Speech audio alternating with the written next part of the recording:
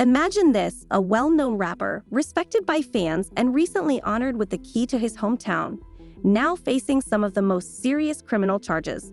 Lil Durk, one of Chicago's biggest rap stars, finds himself in the middle of a shocking federal investigation.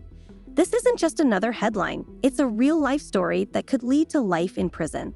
But what exactly happened? How did Lil Durk's world turn upside down overnight? Stick around, because this story is packed with twists you won't see coming.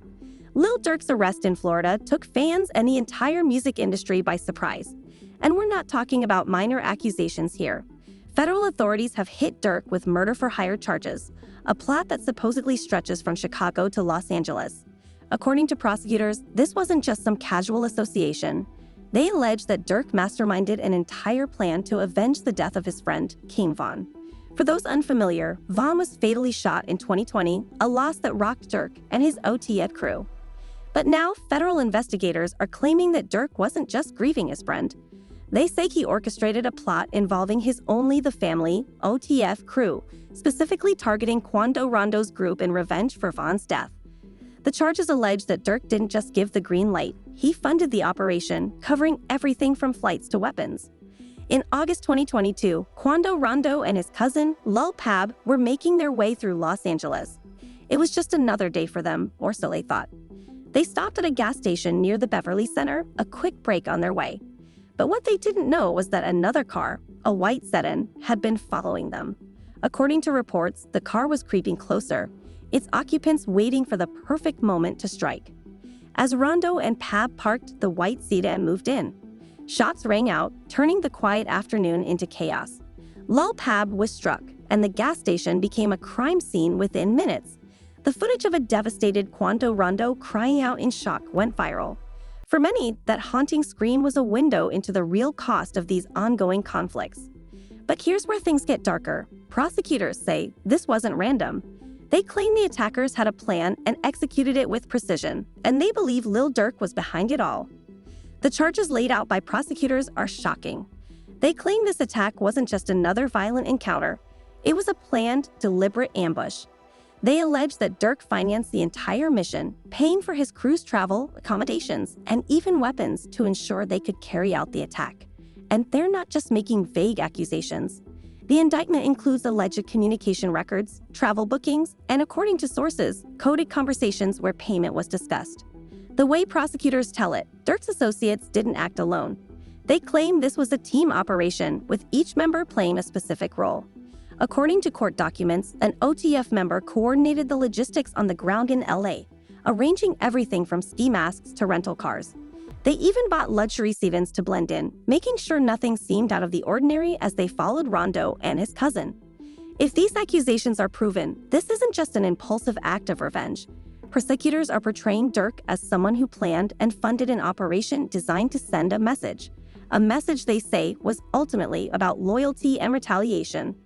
So how do the authorities back up these serious claims? Prosecutors say they have a paper trail. They're pointing to digital records, communication logs, flight bookings, surveillance footage, all the pieces that fit together to build a bigger picture. And that's where things get even more complicated for Durk. The evidence reportedly includes messages that hint at financial incentives, offers of increased status within OTF, and promises of music industry opportunities. His recent transformation does raise questions, but even if it was part of a strategy, the authorities won't ignore concrete evidence. Prosecutors will be looking at everything: Durk's new image, his public behavior, and any possible motive to distance himself from his past. But if the evidence is strong, a positive image may not be enough to save him. Imagine this: Durk's crew allegedly followed Quando Rondo's SUV, waiting until he was in a vulnerable spot before they struck. Court documents mention an exchange that took place afterward, where ATF members supposedly discussed payments and rewards for the attack. Prosecutors believe Durk orchestrated the whole plan, even going as far as to pay for flights to bring his crew from Chicago to Los Angeles. And if the court believes this version of events, it could mean a life sentence or potentially the death penalty. The stakes here couldn't be higher. If convicted, Durk could face life in prison or worse. Prosecutors are serious, and they're presenting this as an organized crime case. They're going to use everything they can, digital records, potential witness testimonies, and even his crew's possible cooperation to build their case. And while some fans hold out hope, the reality is the legal system doesn't take cases like this lightly. They're aiming for the maximum, and if they have witnesses willing to testify against Durk, his chances could diminish quickly. This isn't just about one rapper, it's a major moment for hip-hop. Lil Durk isn't only a successful artist, he's a symbol of the struggles and realities of life in Chicago's South Side. His music resonates because it's raw and real. But now, this case is forcing people to confront the dark side of fame, loyalty, and the dangers that come with a foot in the past. Durk's arrest sends a message to other artists. It's a warning about the risks of getting caught up in street life, even when you have fame, money, and every opportunity to walk away. And as this case unfolds, it's likely to have a ripple effect in the music industry, especially in the hip-hop community. So, what do you think? Was Durk really moving away from his past, or was he just putting on a positive front? Let us know your thoughts in the comments. And if you want to stay updated on this story and more, don't forget to like this video, subscribe to the channel, and hit the bell for notifications. Thanks for tuning in, and we'll see you in the next video.